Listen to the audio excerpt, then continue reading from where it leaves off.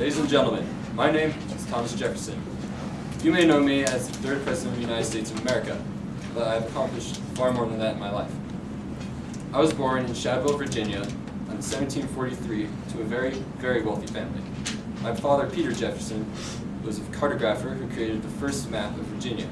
He was also the largest tobacco plantation owner in the area at the time. I was one of 10 children, and my father was wealthy enough to put all 10 of us through an education. By the age of 14, I could fluently speak Greek, Latin, as well as English. At the age of 16, I attended the College of William and Mary in Williamsburg, Virginia. I graduated there studying law, and I emerged as one of the greatest, if not the greatest, lawyers in the colonies at the time. My career as a lawyer lasted all the way up until the Great War. During this time, I also met my wife Martha, and we had 7 children. December 16th, 1773, after the infamous Boston Tea Party, I seized the opportunity and wrote my first political novel, Some Review of the Rights of British America. In the book, I wrote about my political views and my plans for the next America. I published it to the public, and it spread like wildfire. It eventually made its way all the way up to Pennsylvania, where some very political and very powerful people read it and liked it a lot. They selected me to join them in the Second Continental Congress, where we selected to create a continental army to fight against the British, and we selected George Washington, a good friend of mine and fellow Virginian, to be its commander-in-chief. As the war shifted in our favor, in June of 1776, myself and 4 other men were selected to draft the Declaration of our Independence. While the other 4 men barely did anything, it was my handwriting, and I did the majority of thinking. After my time in Congress, I returned to Virginia, where I served in the Virginian House of Delegates. There, I created new laws and proposed many ideas, such as the freedom of religion. That eventually made its way into the Constitution, even though I was not part of that, and I never got credit for it.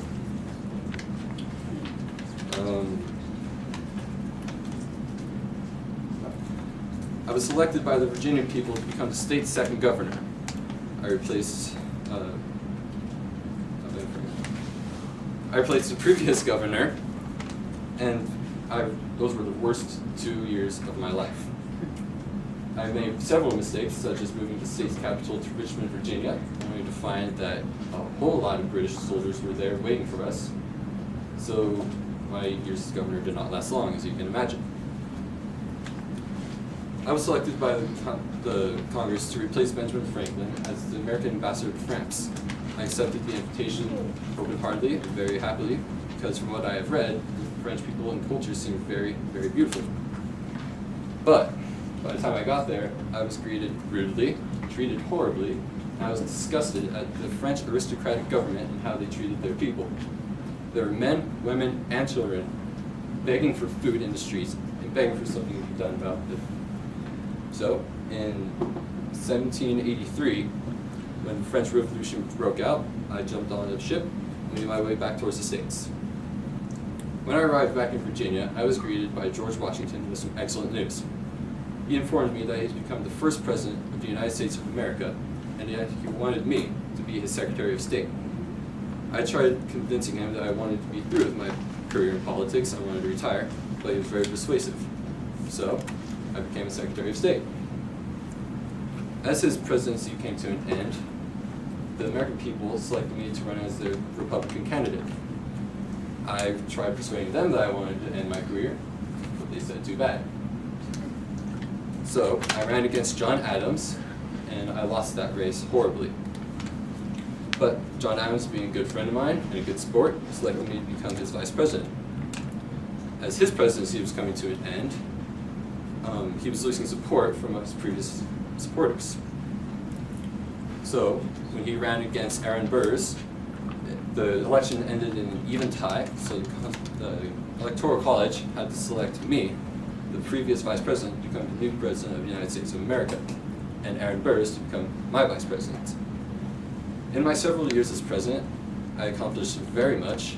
In my first 2 years, I reduced the national debt from $80 million to $57 million. I reduced the size of our armed forces while maintaining its power. I severed all ties of the American presidency to the British Crown. And in 1803, I purchased the land of Louisiana from Napoleon Bonaparte of France. My time serving as an ambassador over there earned me much credit, since Napoleon sold me the land for only $11 million. This new land easily doubled the size of our country, but had to be explored. So, I commissioned the Corps of Discovery, led by Meriwether Lewis and William Clark over there, thank you, to explore the new property.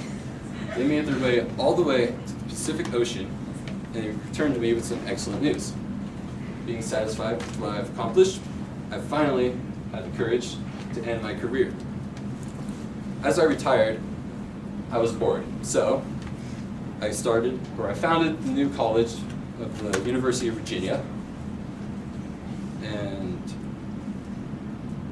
I moved to my hillside home in Monticello, where I lived with my wife, our 7 children, and our 12 grandchildren. I spent the remainder of my days playing with our grandchildren out in the fields and teaching them about plantation work. And eventually one of my grandchildren grew up to take over my new property. I passed away on July 4th, 1826, exactly 50 years after the signing of the Declaration of Independence.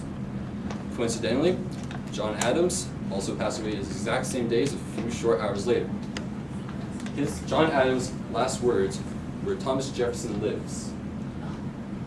So, the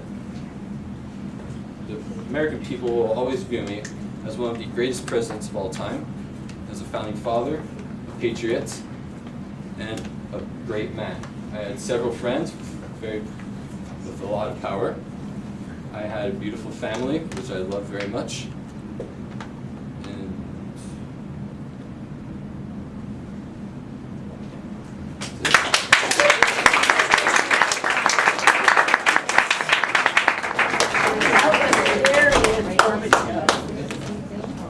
very informative. Does anybody have a question for Mr. President? Yes.